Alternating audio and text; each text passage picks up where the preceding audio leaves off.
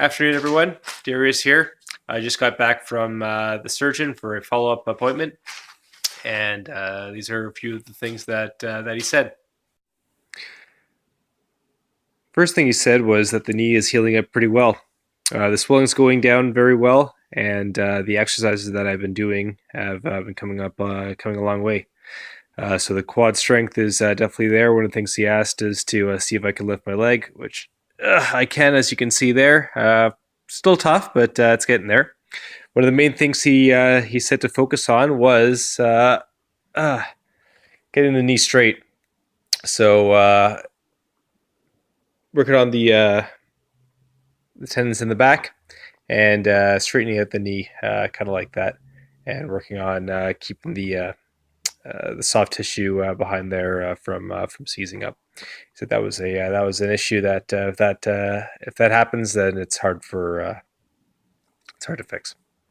So that was one of the big things. The other one was that I got the staples out, which is really quite nice actually. The staples are all out. I'll show you what it looks like now. It's got a big bandage on top, so you can't really see. You can't really see very much. Right down here, I've got one of the incisions. I'll just show it to you here. So as you can see, there we go. The staples are out.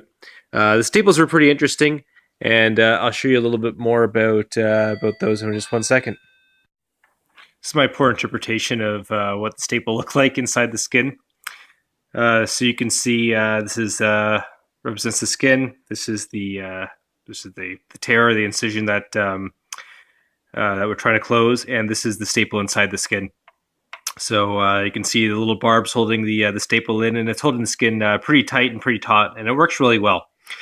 So in order to take this staple out easily, they come in with a tool that essentially slides underneath the staple, and it almost looks like a pair of scissors. So it has like a small piece underneath, and then a larger jaw on top, and then it's a terrible drawing, but a pair of scissors, mechanics of which I didn't bother to look at over closely how it works. But basically, slides underneath this guy here, and it clips it up, and then they're essentially spring loaded to either be in this position, or once they're spring loaded back up, they kind of look more like this.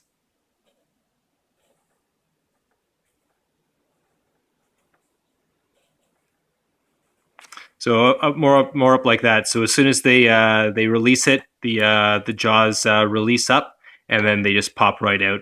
So for well, let's see, I had about maybe 15 or so of these in that ballpark inside.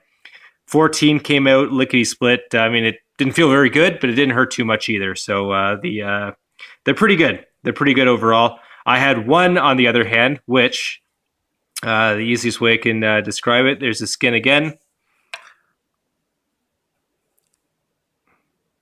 It was a little bit screwed up, almost more than like that. That's a terrible picture.